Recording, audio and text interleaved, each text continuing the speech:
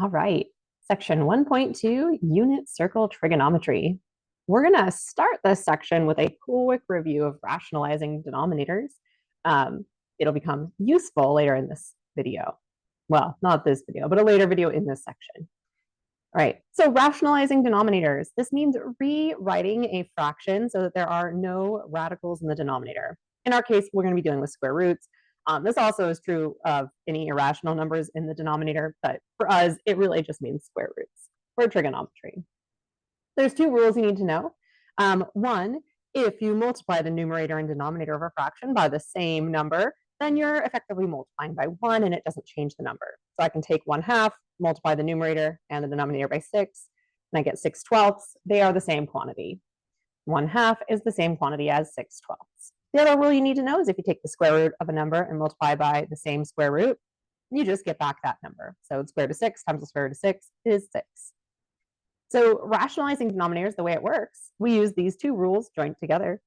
And if we see a denominator that has a radical, we multiply the numerator and the denominator by the same radical. Here, let me write the rule down real quick. All right, so to rationalize the denominator, you multiply the numerator and denominator by the radical in the denominator. So I'm going to come over here, multiply the denominator by the square root of 6, multiply the numerator by the square root of 6. Again, we're just looking at that radical in the denominator. So we get 6 square root of 6 divided by, now these two together, remember this rule here, square root of 6 times the square root of 6 is just 6. But this can simplify one step further. We can cross out those 6's and we get square root of 6. So this brings up an interesting rule, which I wish I had left a tiny bit more room to write this down. But it brings up this interesting rule that if you have a number over the square root of that number, that this is equal to just the square root of that number. So in other words, if I have 5 divided by square root 5, if I simplified this, it would become just square root 5. So it's a rule you can use. All right, looking at this next one, 5 over square root 10. I'm going to multiply, you know what? I'm actually going to change this one slightly. I'm going to change this to 1 divided by square root 10. I'm going to change it to 1 divided by square root 10 so I can talk about another rule real quick. All right, multiplying by radical 10 in the numerator and denominator because that is the radical that we have down below. And then you get square root 10 over 10. The reason I want to talk about this is it leads to another rule, right? We have that x over the square root of x is equal to just square root of x. If you have 1 over the square root of a number, that's going to be equal to the square root of the number over the number.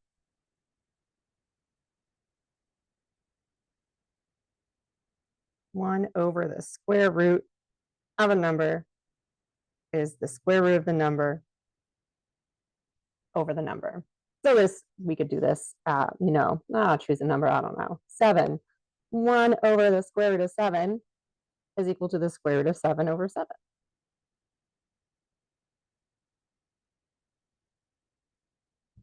Boom. All right, so this next one, 4 root 2 over root 5. This guy here, we're only looking at the radicals that are in the denominator. That's the one we always choose. So the square root 2 in the numerator, I don't care about.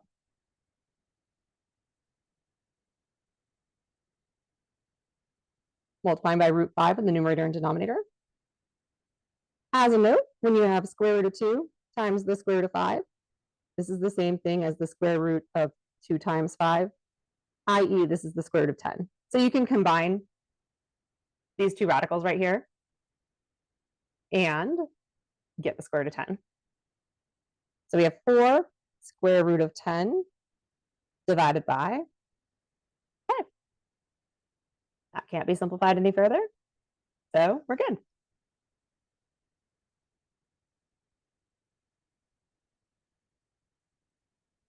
Here we have a radical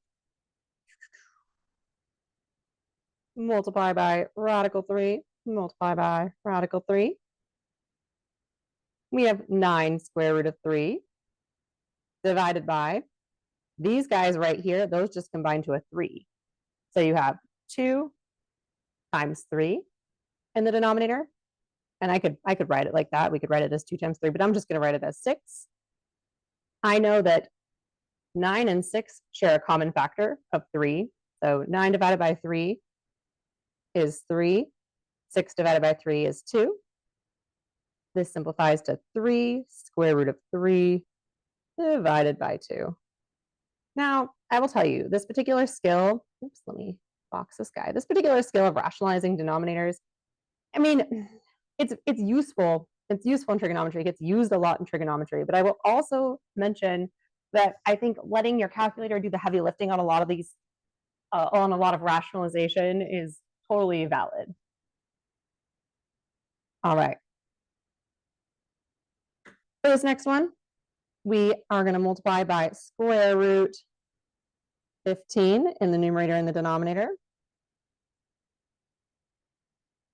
So we have 5, and then I'm going to multiply these two insides of the radical together. So 5 times 15, which is 75, divided by these guys combined together to just become a 15. So I have 2 times 15, which is 30. So right away I see I can cancel out a 5 because 5 goes into 30. So 5 goes into itself once, 5 goes into 36 times. I now have the square root of 75 over 6, and the square root of 75 can be broken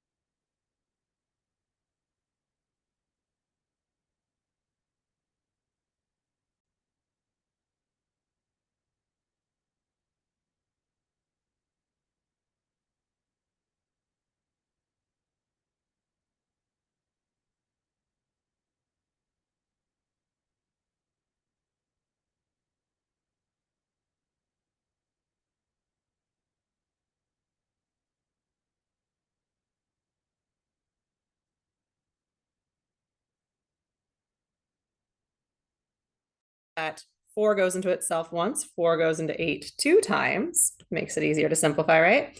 7 times 1 is 7, divided by 12 times 2 is 24. There's no more common factors there. So 7 over 24 is the final answer. Oh, come on, make my little square for me. All right, well, that's freezing. Good enough. Great. And that's all I have to say about rationalizing denominators.